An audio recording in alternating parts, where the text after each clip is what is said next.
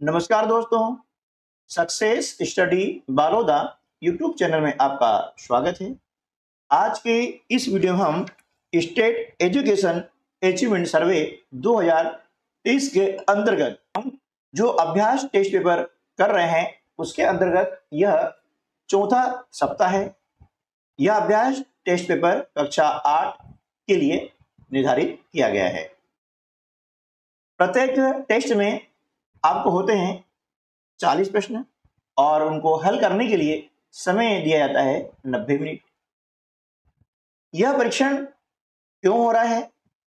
यह परीक्षण विद्यार्थी की जानकारी, समझ और जो परंपरागत प्रश्न आते थे उनसे हट करके नए पैटर्न के इसमें प्रश्न आते हैं जो कि कंसेप्ट बेस्ड क्वेश्चंस होते हैं, स्किल बेस्ड क्वेश्चंस होते हैं।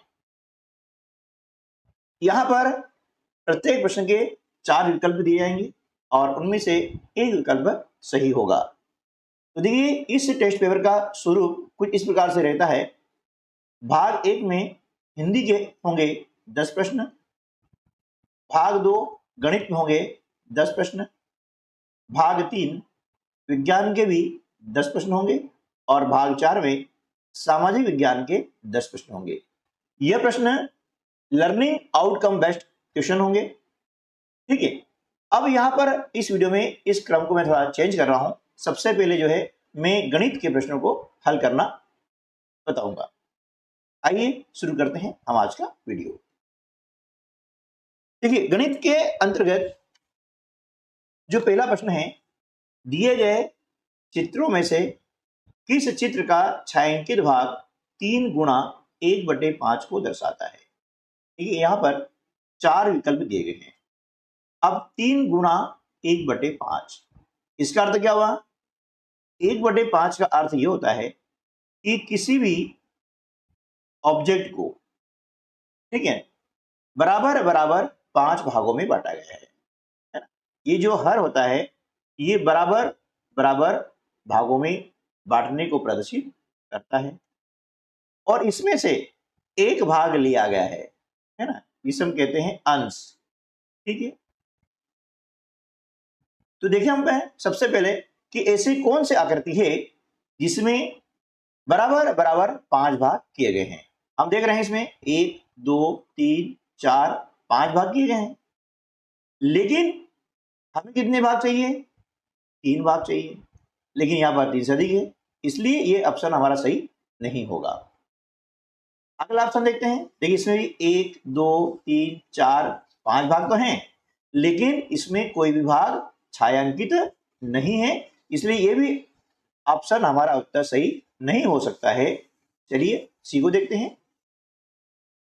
अब देखिए यहां पर 1 2 3 4 5 भाग तो है, ठीक है, और एक भाग छायांकित भी है, यानी 1/5 भाग तो है, लेकिन हमें क्या चाहिए? 3 गुणा 1/5, जो यहां पर नहीं है, इसलिए विकल्प सी भी हमारा उत्तर नहीं हो सकता है। अब बात करते हैं विकल्प डी की। ये तो होगा, लेकिन क्यों होगा वह कंसेप्ट में समझना है। देखिए, पहले हम बात करते हैं 1/5 छायांकित भाग। देखिए 1 2 3 4 5 भाग तो है इसमें, है? अब 1/5 भाग यानी 5 भाग में से पहला भाग क्या है? आपका छायांकित है। तो कुल कितने भाग होना चाहिए छायांकित 1/5 वाले? 3 होना चाहिए। तो यहाँ देखिए 1 2 और 3 है, यानी 3 भाग छायांकित है। कुल कितने भाग हैं?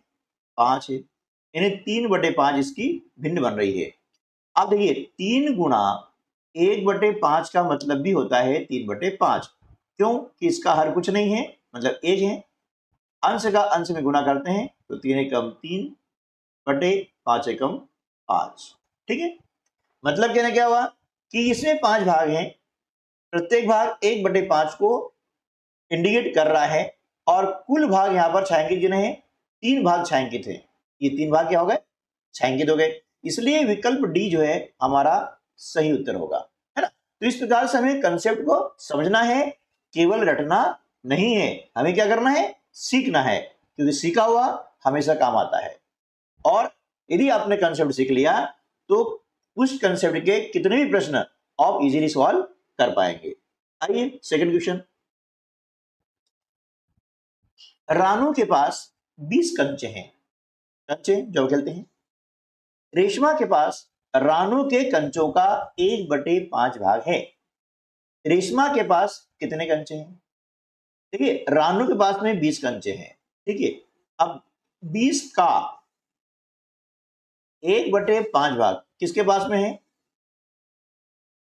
रेशमा के पास में है ना। रानू के जो पास कंचे हैं कितने हैं? 20 कंचे हैं। तो 20 कंचों का 1/5 भाग रेशमा के पास में है और हमें ज्ञात करना है कि रेशमा के पास कितने कंचे हैं। अब देखिए का मतलब होता है गुणा, तो 20 गुणा 1/5, ठीक है। अब इसका बड़ा कुछ नहीं है, 1 लिख सकते हैं या फिर इसको इस प्रकार भी लिखा जा सकता है, कोई दिक्कत नहीं है। अब अंश और हर को आपस में हम क्या करते हैं? काट देते हैं, सरलीकरण कर लेते हैं। 5 एकम 5, 5 चौके 20, 4 एकम 4, यानी रेशमा के पास में जो है कितने कंचे हैं? 4 कंचे हैं, इसलिए विकल्प ए जो है हमारा सही उत्तर होगा, ठीक है। प्रश्न क्रमांक 3, देखिए 5/9 को 3/5 के व्युत्क्रम से गुणा करने पर प्राप्त गुणनफल निम्न में से कौन सा होगा? हमें ये समझना है कि व्युत्क्रम क्या होता है, ठीक है ना, क्योंकि इसको समझे बिना हम सवाल करेंगे तो गलत आएगा। अब कई बच्चे हड़बड़ी में कर सकते हैं कि 5 या 15, 9 बजे 45, ये उत्तर आ गया ऑप्शन ए, लेकिन ऑप्शन ए उत्तर सही नहीं है। क्यों नहीं है वही हमें समझना है। देखिए 3/5 का व्युत्क्रम, व्युत्क्रम का मतलब होता है रेसिप्रोकल यानी गुणन प्रतिलोम, ठीक है। तो 5/9 में हमें क्या करना है? गुणा करना है। इसका गुणा करना है 3/5 के व्युत्क्रम का, है ना। व्युत्क्रम, व्युत्क्रम का मतलब क्या होगा? रेसिप्रोकल, नाम भी याद होना चाहिए इंग्लिश में ताकि दिक्कत नहीं आए ना। रेसिप्रोकल या इसका दूसरा नाम है गुणन प्रतिलोम। क्या बोलते हैं? गुणन प्रतिलोम या गुणात्मक प्रतिलोम भी कहा जाता है। ये नाम याद रहेंगे तो दिक्कत नहीं आएगी, ठीक है। अब व्युत्क्रम क्या हो गया? 3/5 का व्युत्क्रम होता है 5/3, यानी जो अंश वाली संख्या है वह हर बन जाती है और जो संख्या हर में है वह अंश में लिखी जाती है, इसे हम कहते हैं व्युत्क्रम। तो हमें क्या करना है?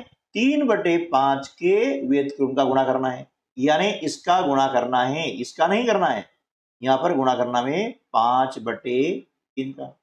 आप देख रहे हैं कि अंश और हर नहीं कट रहे हैं, कोई बात नहीं है। जब नहीं कटे तो अंश का अंश में गुणा कर देंगे।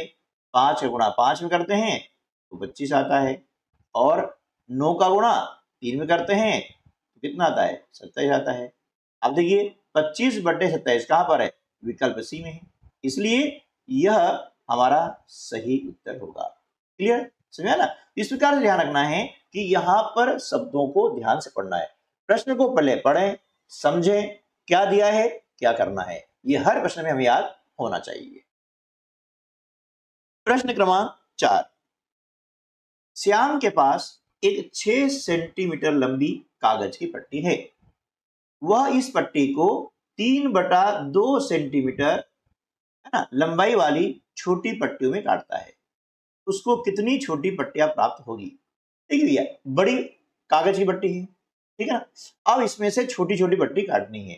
काटनी मतलब क्या करना है? डिवाइड करना है, बांटना है ना। मतलब क्या करना होगा? भाग हमें करना होगा, ठीक है ना। तो 6 में हम क्या करते हैं? भाग लगाते हैं किसका?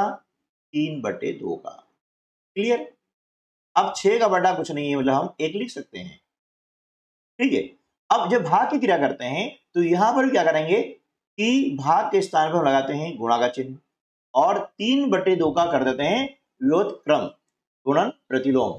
3/2 का गुणन प्रतिलोम हो जाएगा, जैसा भी हमने पिछले प्रश्न में सीखा था, 2/3, यानी अंश बन जाता है हर और हर बन जाता है अंश, ठीक है। ये हो गया। अब कटे तो काट सकते हैं, 3 एकम 3, 3 दूनी 6, और ये 2 बार। अब 2 और 2 गुणा किया, 2 दूनी 4, यानी विकल्प बी जो है हमारा सही जवाब होगा। यानी 3/2 सेंटीमीटर की जो पट्टियां हैं वो कितनी कटेगी? 4, यानी उसको 4 प्राप्त हो जाएगी। क्लियर? अगला प्रश्न है एक आयताकार बगीचे का परिमाप 13 सेंटीमीटर है और उसकी चौड़ाई 11/4 सेंटीमीटर है, उसकी लंबाई क्या होगी? देखिए अब समझ लेंगे इसको कि आयताकार बगीचा क्या होता है, आयत के आकार का। अब देखिए आयत का विशेषता क्या होती है, इसके आमने सामने की भुजाएं होती हैं बराबर और इसका प्रत्येक कोण होता है समकोण होता है, ठीक है ना। इस प्रकार की ये आयत समझने के लिए ना, ठीक है। तो यहाँ पर ये जो है इसकी लंबाई हो गई और ये इसकी क्या हो गई, चौड़ाई हो गई। अब हम परिमाप की बात कर रहे हैं, किसे कहते हैं परिमाप, यानी यहां से ये लंबाई, फिर चौड़ाई, फिर ये लंबाई और ये चौड़ाई, इन सब का जो जोड़ होता है उसे कहा जाता है परिमाप। क्लियर हो गया। अब देखा इसमें लंबाई 2 बार आई है, ठीक है, और चौड़ाई 2 बार आई है, ठीक है। तो इसका सूत्र क्या हो जाता है, लंबाई धन चौड़ाई। 2 बार आ गया ना, एक और एक 2 बार, इसमें क्या करते हैं 2 का गुणा कर देते हैं, यानी ये हो जाता है आपका आयत का परिमाप हो जाता है। ये सूत्र ऐसे बनता है, ठीक है। अब क्या दिया है हमें, इसका परिमाप यानी यहां से, यानी बिंदु मान ए मान ले, पर ये बी, ये सी मान लेते हैं और डी, यानी ए से बी, बी से सी, सी से डी और डी से ए, ये पूरी जो लंबाई है इसका नाम है परिमाप। ये हमको दिया है 13, ठीक है, बराबर। अब 2 गुणा लंबाई हमें ज्ञात करनी है, ठीक है। इसका सरल सूत्र बताऊं मैं कैसे हल करना है, पहले समझ लें कि कैसे हल करते हैं। लंबाई हो गई, चौड़ाई में दी है कितनी, 11/4 दिया है, ये 11/4 लिख दिया, ठीक है ना। अब देखिए यहाँ गुणा क्रिया हो रही है, जब इसको पक्षांतर करते हैं तो क्या होगा, गुणा का भाग होता है, ये हम जानते हैं, 13/2 हो गया, बराबर। अब क्या हो गया, यहां पर क्या बचा, लंबाई धन 11/4 बचा, ठीक है। हमें लंबाई याद करनी है ना, तो इसका करेंगे पक्षांतर, तो क्या हो जाएगा, देखिए लंबाई बराबर पक्षांतर करेंगे तो 13/2 ऋण 11/4, ठीक है। अब 2 और 4 का निकालते हैं हम, लघुत्तम समापवर्त यानी एलसीएम 4 आता है, ये हमें याद है, 2 का भाग लाया 4 में, 2 बार जाता है, 2 का गुणा करेंगे 13 में, 13 दूनी 26 माइनस 11। अब 26 में से हम 11 घटाते हैं, कितना आता है 15, 15/4, यहाँ सेंटीमीटर है तो उत्तर भी सेंटीमीटर हो जाएगा, तो विकल्प डी हमारा सही जवाब होगा। समझ में आया ना। तो जब इस प्रकार से प्रश्न आते हैं तो क्या करना है, डायरेक्ट हम करते हैं, तो जो परिमाप दिया है इसमें हम 2 का भाग लगा दें। क्यों लगा दें, क्योंकि इसमें लंबाई चौड़ाई 2 बार आती है, ठीक है ना, ये भी याद होना चाहिए। अब 2 का भाग लगा दिया ना, उसके बाद में लंबाई दी है और चौड़ाई याद करनी है तो लंबाई घटा दो, ठीक है। और यदि चौड़ाई दी है लंबाई याद करनी है तो चौड़ाई घटा दो, बस ये ध्यान रखना है। यानी परिमाप में पहले 2 का भाग लगाओ, क्या करोगे, परिमाप में जो दिया जाता है 2 का भाग लगा दो और इसमें से लंबाई दी है तो लंबाई घटा दो, चौड़ाई दी है तो चौड़ाई घटा दो, जो दिया है वो घटा देंगे तो जो याद करना है वो आ जाएगा, ठीक है। चलिए नेक्स्ट, एक समद्विबाहु त्रिभुज का आधार 4/3 सेंटीमीटर है, उसका परिमाप 62/15 सेंटीमीटर है, तो उसकी 2 बराबर भुजाओं की माप का योग क्या होगा। देखिए पहले समझे, यहां लिखा हुआ है समद्विबाहु का अर्थ क्या होता है, सम यानी समान, द्वि यानी 2, बाहु यानी भुजाएं। ऐसा त्रिभुज जिसकी 2 भुजाएं समान होती है, मतलब बराबर माप की होती है, उसे हम कहते हैं समद्विबाहु त्रिभुज, ठीक है। इस प्रकार से जैसे ये मान लिया ये दोनों भुजाएं बराबर है और ये इसका हो गया आधार, ठीक है ना, ये भुजा और ये भुजा बराबर है, तो इसे हम कहेंगे समद्विबाहु त्रिभुज, यानी ऐसा त्रिभुज जिसकी दोनों भुजाएं समान हो, कोई सिर्फ 2 भुजाएं, है ना, जैसे नहीं ये होगी, ये और ये हो सकती है, ये और ये भी हो सकती है, कोई भी 2 भुजाएं समान माप की होती है उसे हम कहते हैं समद्विबाहु त्रिभुज।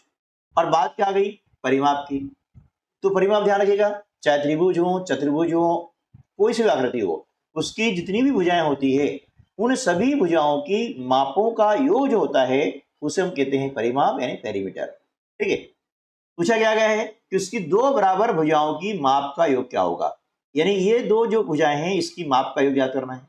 सिंपल सी बात है कि इसका जो परिमाप हमें दिया कितना है 62/15 दिया है परिमाप 62/15 और ये जो आधार दिया है ये 4/3 सेंटीमीटर है। तो सिंपल सी बात है कि इस परिमाप में से आधार हम क्या करेंगे माइनस कर देंगे घटा देंगे तो क्या आ जाएगा ये दो बराबर जो भुजाएं हैं इनकी माप का योग आ जाएगा।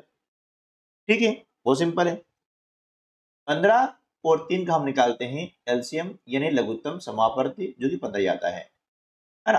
अब 15 में 15 का भाग लगाते हैं एक बार जाता है एक का गुणा करते हैं 62 में 62 आएगा। फिर 3 का भाग लगाते हैं हम जिसमें 15 में 3 पंजे 15 5 बार जाता है 5 का गुणा करते हैं 4 में 5 चौके 20 62 में से 20 हम माइनस करते हैं घटाते हैं तो आता है कितना 42/15 सेंटीमीटर। ठीक है तो विकल्प डी जो है हमारा सही उत्तर होगा। ठीक है प्रश्न क्रमांक 7 सीबा के पास 10 मीटर कपड़ा था। कितना कपड़ा था 10 मीटर इसके पास सीबा के पास जिसका 3/5 भाग उसने अपनी बहन को कुर्ता सिलवाने के लिए दिया। इसने सीबा ने दिया। ठीक है किसको दिया उसकी बहन को दिया। कितना दिया 3/5 भाग दिया। ये आपको ध्यान रखना है। दे दिया अब जो भाग हमने दिया है वो कम होगा कि नहीं होगा होगा ना। हाँ कम होगा मतलब घटाना है। चलिए ये कंसेप्ट मुझे रखना है फिर आगे बढ़ेंगे। उसकी बहन ने कुर्ता सिलवा कर उसे मिले हुए कपड़े का जो कपड़ा मिला था कितना 3/5 भाग उस कपड़े का आधा आधा मतलब 1/2 भाग सीबा को वापिस कर दिया। तो सीबा को कितने मीटर कपड़ा वापस मिला। ठीक है कितने मीटर कपड़ा वापस मिला। तो पहले हम देखते हैं कि शीला ने उसकी बहन को कितना कपड़ा दिया। तो 10 मीटर कपड़ा था उसके पास में तो 10 का 3/5 भाग उन्हें दे दिया। ये लिखा हमने समझे ना।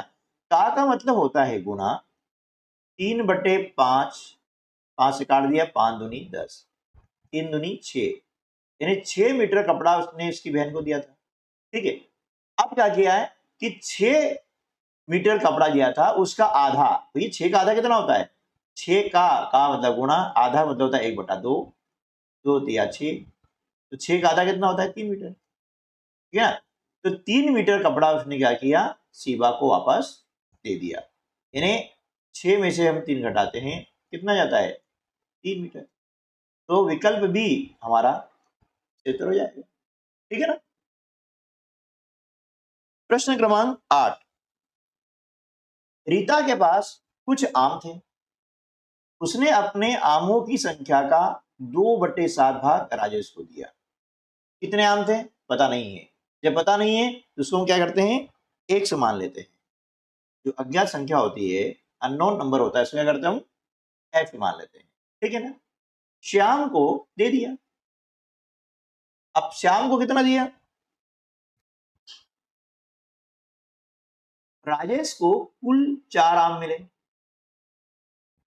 रीता के पास कुल कितने आम थे है ना।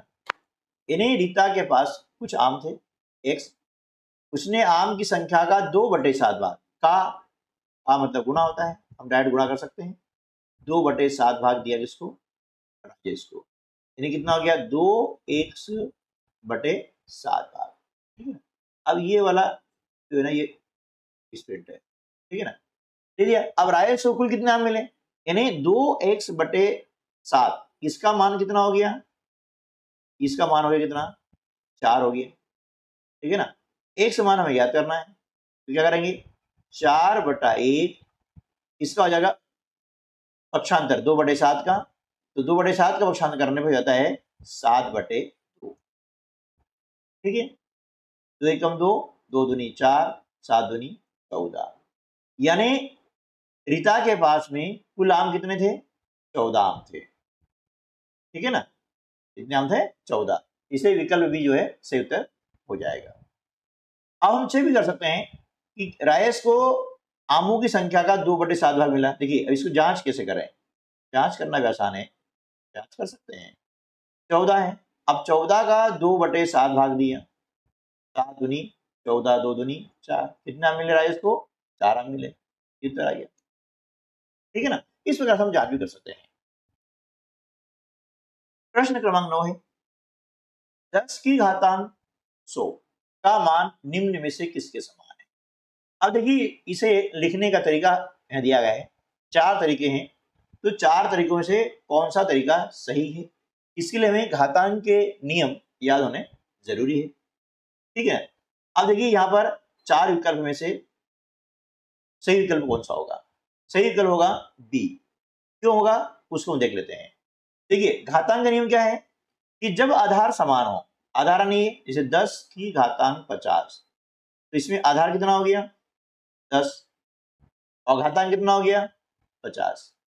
तो नियम क्या है, जब आधार समान हो और गुणा की क्रिया हो, देखिए आधार समान है, 10 इसका भी आधार है, इसका आधार भी 10 है, ये आधार समान हो गए और गुणा क्रिया हो रही है, ठीक है, तो क्या होगा घातांक के आपस में जुड़ जाती है, ये घातांक जुड़ जाएगी 50 धन 50। अब 50 में 50 जोड़ते हैं तो कितना आता है 10 की घातांक 100 होता है, ठीक है।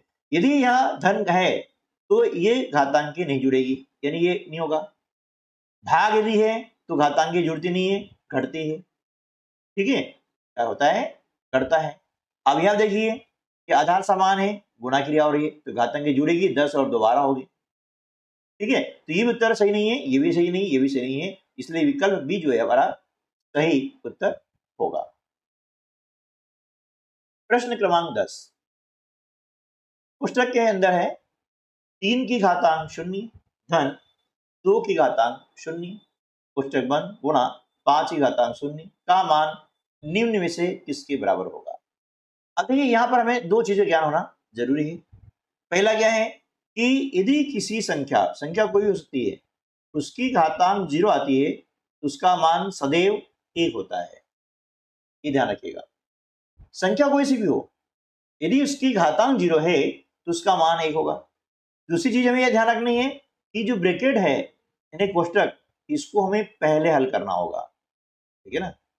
ब्रैकेट को हम पहले हल करते हैं, तो जो आपने सीख रखा है बॉडमास का रूल, है ना, कौन सा रूल, बॉडमास का रूल आपने सीख लिया है, ठीक है ना। इसके अकॉर्डिंग हमें क्वेश्चन को सॉल्व करना होता है। अब देखिए 3 की घातांक 0 है, मतलब इसका मान 1 हो गया, 2 की घातांक 0 है, इसका मान भी 1 हो गया, गुणा 5 की घातांक 0 है, इसका मान भी 1 हो गया। तो कोष्टक में हल करेंगे, 1 और 1 जोड़ा 2, 2 गुणा 1 बराबर 2 एकम 2, यानी विकल्प जो बी है हमारा सही उत्तर होगा। क्लियर, ठीक है ना। चलिए अब इसके बाद में हम कर लेते हैं हिंदी। अब देखिए यहां पर आपको दी गई एक तालिका, तालिका में विभिन्न व्यक्तियों की विशेषताएं दी गई हैं, आंखों के बारे में, नाक, बाल, मुंह, होठ, रुचियां, स्वभाव आदि के बारे में 4 व्यक्तियों का तुलनात्मक यहाँ पर विवरण आपको दिया गया है, ठीक है। अब इस तालिका को ध्यान से देखना है और नीचे जो प्रश्न दिए गए हैं उनके उत्तर हमें देखना है। तो क्या करना है, पहले प्रश्न पढ़ लें और फिर उसका उत्तर इस तालिका में ढूंढे, ठीक है। बहुत आसान काम है, इसको आप थोड़ी प्रैक्टिस करेंगे तो हो जाएगा, ठीक है ना। ये देखिए आंखों का रंग श्री श्रीकांत का कैसा है, भूरा है, श्री शेखर का काला है, श्रीमती विनीता का नीला है और सुश्री अंजुमन का भूरा है, ठीक है। ये सारी विशेषताएं हैं। अब इनके आधार पर नीचे आपको दिए गए हैं प्रश्न। तालिका के अनुसार किन 2 व्यक्तियों के होंठ एक जैसे हैं, ठीक है। क्योंकि देखेंगे कैसे, देखिए अब यहां पर हम देखते हैं होंठ की बात हो रही है तो हमें होंठ देखना होगा, ये होंठ का है। अब दोनों एक जैसे कैसे हैं, देखिए, है ना। होंठ जो है कैसे हैं, देखिए पतले होंठ हैं श्रीकांत के, शेखर के मोटे हैं, विनीता के फैले हैं और पतले होंठ किसके हैं, अंजुमन के हैं। तो देखिए पतले ओठ और पतले ओठ किसके हैं, ये अंजुमन और श्रीकांत के हैं, तो ये हमारा उत्तर आ जाएगा, ठीक है ना। अब देखते हैं कि विकल्प कहां पर है। इस प्रकार ढूंढना उत्तर है ना, ये श्रीकांत और श्री अंजुमन, तो विकल्प भी हमारा उत्तर, इस प्रकार आपको देखना है, ठीक है ना। अब किन दो व्यक्तियों का स्वभाव एक दूसरे के एकदम विपरीत हैं, तो यहाँ पर सही जवाब आ जाएगा श्रीकांत और श्रीशेखर। तीसरा प्रश्न है किन दो व्यक्तियों की रुचियां साहित्य क्षेत्र में समान हैं, तो यहाँ पर इसका उत्तर होगा श्रीकांत एवं सुश्री अंजुमन, यानी विकल्प बी। चौथा प्रश्न है श्रीकांत और सुश्री अंजुमन के किन दो अंगों में समानता है, तो नाक और आंखों के रंग में समानता है, इसलिए विकल्प ए जो है हमारा सही जवाब होगा। अगला प्रश्न है यह तालिका किससे संबंधित है, तो हमने देखा कि यह जो तालिका है यह व्यक्तिगत गुणों से संबंधित है ना, क्योंकि हर व्यक्ति के गुण अलग अलग हैं, आपको दिए गए हैं, ठीक है ना। इस प्रकार से हमको तालिका पढ़ करके जानकारी प्राप्त करते आना चाहिए। अब इसी प्रकार से दूसरा प्रश्न आपको दिया गया है, यहाँ भी एक तालिका है और इस तालिका के अंतर्गत राष्ट्रीय टीकाकरण के बारे में जानकारी दी गई है कि कितनी उम्र में कौन सा टीका लगाना है और क्यों लगाना है ना, किन किन बीमारियों से बचाव होगा वो टीका लगाने के लिए। तो ये जो है सारी जानकारी है और नीचे जो प्रश्न है उसके उत्तर हमको देना है, जो कि हम अभी उत्तर दे देते हैं। प्रश्न 6 है इनमें से कौन सा टीका केवल एक बार लगाया जाता है ना, ये 4 टीके दिए गए हैं, इनमें से जो बीसीजी टीका होता है वह केवल एक बार लगाया जाता है, ठीक है ना। प्रश्न क्रमांक 7 है तालिका के अनुसार संपूर्ण टीकाकरण के लिए बच्चों की आयु सीमा क्या है ना। संपूर्ण टीकाकरण के लिए बच्चों की जो आयु सीमा होती है वो 0 माह से 5 वर्ष तक, ठीक है ना। प्रश्न क्रमांक 38 है काली खांसी के लिए कितनी बार टीकों का प्रावधान है, सॉरी ये 38 नहीं है, 8वां प्रश्न है, ये 8वां है। काली खांसी के लिए कितनी बार टीकों का प्रावधान है, तो काली खांसी के लिए 3 बार टीके लगाए जाते हैं। अगला प्रश्न है शिशुओं के लिए टीकाकरण क्यों आवश्यक है, तो क्यों जरूरी है, टीका क्यों लगाया जाता है, क्योंकि बीमारियों से बचने के लिए, है ना, विकल्प डी, बीमारियों से बचने के लिए टीकाकरण आवश्यक होता है। और प्रश्न क्रमांक 10 है विटामिन ए की कुल कितनी खुराकें पिलाने का प्रावधान है, तो ये इसका सही उत्तर हो जाएगा 9, यानी विटामिन ए की 9 खुराकें पिलाने का प्रावधान है। अब हम जानते हैं कि विटामिन ए की कमी से क्या होता है, रतौंधी रोग होता है, रात में दिखना बंद हो जाता है ना, बहुत खतरनाक रोग होता है। इस रोग से बचाव के लिए विटामिन ए की जो खुराक पिलाने का प्रावधान है 9 बार। अब आते हैं विज्ञान में, भाग 3 विज्ञान है, इसमें भी आपको प्रत्येक प्रश्न के 4 विकल्प दिए गए हैं और 4 विकल्प में से एक विकल्प सही है। प्रश्न पहला है इसका कौन सा समूह संश्लेषित रेशों का है, यहाँ पर 4 समूह दिए गए हैं और आपको बताया गया है कि कौन सा समूह संश्लेषित रेशों का है ना, तो इसका सही उत्तर हो जाएगा पीवीसी, पॉलीथीन और बेकेलाइट, ये समूह जो है ये कैसा है, ये संश्लेषित रेशों का समूह है। प्रश्न नंबर 2 निम्नीकरणीय जैव अपघटन पदार्थ हैं, कौन से हैं, निम्नीकरणीय जैव अपघटन पदार्थ हैं सब्जी और फलों के छिलके, यानी ये जो हैं जल्दी अपघटित हो जाते हैं, ये जैव अपघटन कहलाता है ना।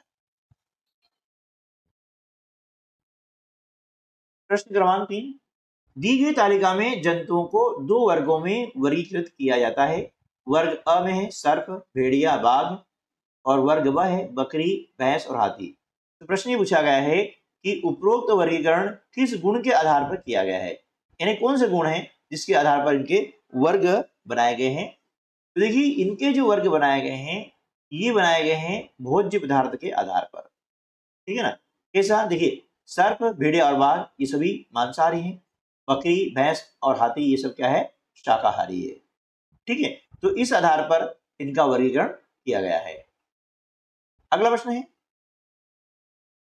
दिए गए परिपथ में दोनों तारों के मध्य किस वस्तु को रखने पर बल्ब जल जाएगा, यदि परिपथ है मतलब ये क्या है, आपका सेल है, ये बल्ब है, इसमें तार लगा हुआ है और यहाँ पर खाली स्थान है। कहा यह गया है कि दोनों तारों के मध्य किस वस्तु को रखें कि बल्ब जलेगा। वस्तु कैसी होना चाहिए, सुचालक होना चाहिए।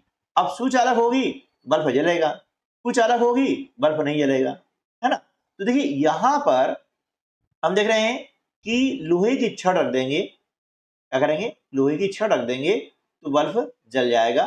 क्यों कि लोहे की छड़ जो है यह विद्युत का सुचालक होती है। गंधक, कोयला और लकड़ी, प्लास्टिक आदि जो है विद्युत के कुचालक होते हैं, ठीक है ना। लकड़ी रखेंगे बल्ब नहीं जलेगा, इसका मतलब क्या हो गया, लकड़ी कुचालक हो गई।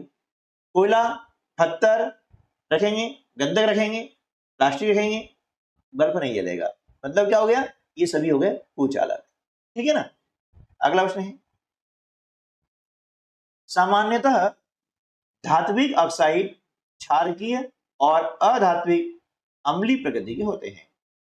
निम्नलिखित में से किस ऑक्साइड का जलीय विलयन नीले लिटमस का रंग लाल कर देगा, ठीक है, नीले लिटमस का रंग लाल कर देगा।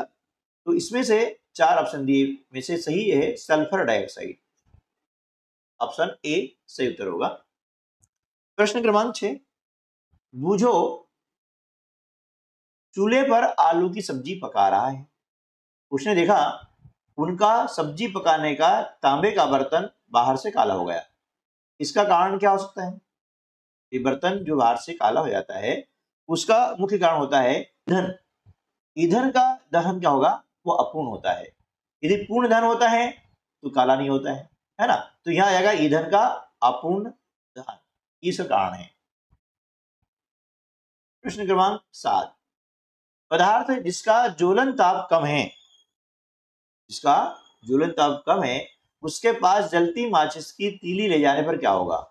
देखिए जिसका ज्वलन ताप कम है वह शीघ्रता से आग पकड़ लेगा, यानी वह आसानी से आग पकड़ेगा, और जिसका ज्वलन ताप अधिक होगा वह देर से आग पकड़ता है, ठीक है ना। अब यहाँ पर कुछ विटामिन दिए गए हैं और विटामिन की कमी से होने वाले रोगों के नाम दिए गए हैं। तो सही नाम यहाँ पर लिखना है, ये आपको विकल्प दिए गए हैं कि कौन सा विकल्प सही होगा। तो देखिए विटामिन ए की कमी से होता है रतौंधी रोग, ठीक है ना। कौन सा रोग होगा, रतौंधी रोग होता है विटामिन ए की कमी से। विटामिन बी की कमी से होता है बेरी बेरी होता है। कौन सा रोग होता है, बेरी बेरी रोग होता है। विटामिन सी की कमी से होता है स्कर्वी रोग, ठीक है ना। और विटामिन डी की कमी से होता है रिकेट्स। अब देखिए ये जोड़ी सही किस विकल्प में विद्यमान है। तो देख रहे हैं कि ये जोड़ी विटामिन ए के लिए रतौंधी, बेरी बेरी, स्कर्वी, रिकेट्स, ये देख रहे हैं रतौंधी, बेरी बेरी, स्कर्वी, रिकेट्स, यानी विकल्प सी में है, इसलिए विकल्प सी जो है हमारा सही उत्तर होगा। प्रश्न क्रमांक 9 है, अधातुओं के दैनिक जीवन में उपयोग एवं उनके नाम का सही मिलान कौन सा है। देखिए यहाँ पर देख रहे हैं कि ये सारे इनके उपयोग हैं और इधर जो है अधातु के नाम है। तो देखिए पहला उपयोग देख लें कि ऐसे अधातु जो हमारे जीवन के लिए आवश्यक हैं और जिसे सभी सजीव श्वसन के समय अंदर लेते हैं। तो इस श्वसन में हम कौन सी गैस लेते हैं, ऑक्सीजन लेते हैं। तो ए का संबंध जो ए ये डी से हो जाएगा, यानी पहले का संबंध किस होगा, डी से होगा। अधातु इसका उपयोग उर्वरकों में पौधों की वृद्धि के लिए जाता है। आप पौधों की वृद्धि के लिए सल्फर, पोटेशियम, नाइट्रोजन का उपयोग करते हैं, इसलिए 2 का संबंध किससे हो जाएगा, सी से हो जाएगा। तीसरा है जल शुद्धिकरण प्रक्रम में उपयोग किया जाता है। फिर हम जल शुद्धिकरण के लिए क्या करते हैं, क्लोरीन का उपयोग करते हैं, तो तीसरे का संबंध सी से होगा। चौथा है ऐसी अधातु कौन सी है जिसका बैंगनी रंग का विलयन एंटीबायोटिक के रूप में घावों पर लगाया जाता है। तो घाव पर लगाया जाता है क्या, आयोडीन लगाते भैया, है ना। तो इसका संबंध ए से हो जाएगा। आज हम इसको देखते हैं कि ए का संबंध किससे, डी से, है ना। 2 का संबंध सी से, 3 का संबंध बी से और 4 संबंध ए से। तो विकल्प बी जो है हमारा सही जवाब होगा। अगला प्रश्न है, ध्वनि की चाल से संबंधित निम्नलिखित में से कौन से कथन सत्य हैं कि ध्वनि की चाल अब किसमें अधिक होती है किसमें कम होती है, ये आपको देखना है।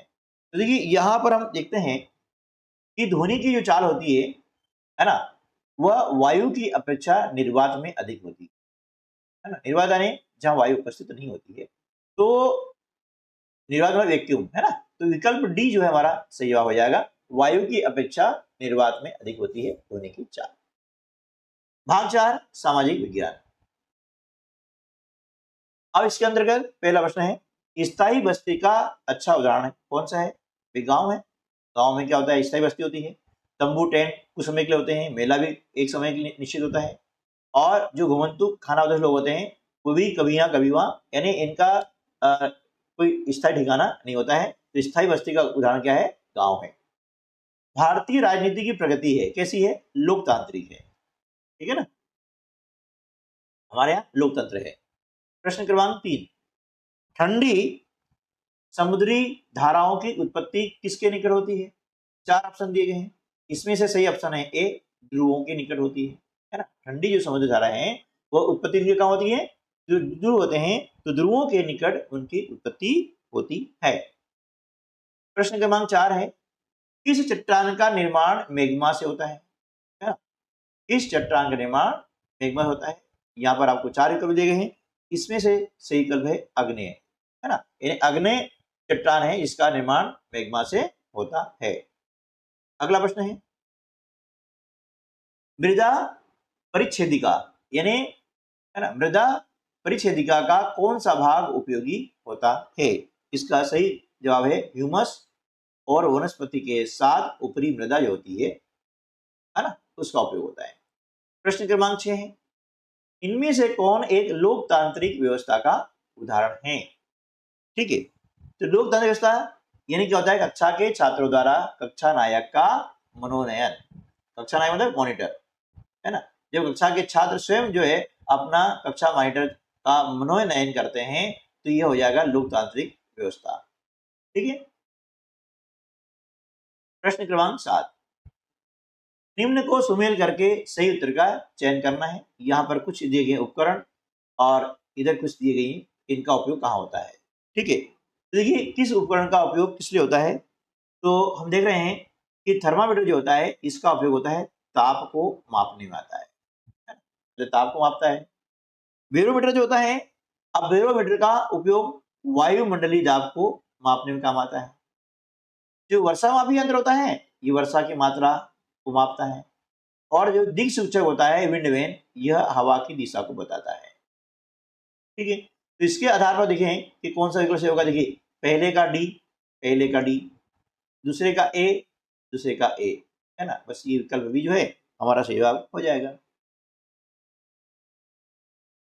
प्रश्न क्रमांक 8, प्रश्न क्रमांक 8 है, सभी व्यक्ति चाहे अमीर हो या गरीब, उन्हें उचित दर पर उपयुक्त मात्रा में जल की आवश्यकता होती है। इस मौलिक अधिकार के तहत जल सार्वभौमिक रूप से उपलब्ध कराया जाता है। तो देखिए व्यक्ति अमीर हो चाहे गरीब हो, सबको जल की आवश्यकता होती है, क्योंकि जल के बिना जीवन का कोई मतलब नहीं होता है। जल ही जीवन है, हमने सुना भी है, क्योंकि जल ही नहीं है तो जीवन नहीं होगा, इसलिए इसका सही उत्तर क्या जाएगा? जीवन का अधिकार, ठीक है।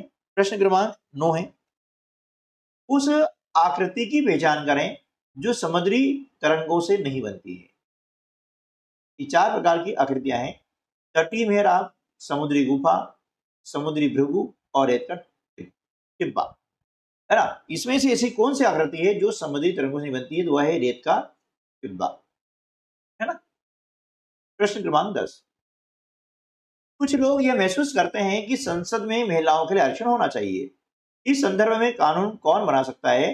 तो इस संदर्भ में कानून बनाएगा संसद, है ना। और संसद के अंतर्गत लोकसभा, राज्यसभा और राष्ट्रपति, ये तीनों मिलके संसद का निर्माण करते हैं। और अभी हाल में ही, है ना, महिलाओं के लिए आरक्षण के लिए बिल पारित हो चुका है। ठीक दोस्तों, तो मिलते हैं अगले वीडियो में, तब तक के लिए नमस्कार, जय हिंद।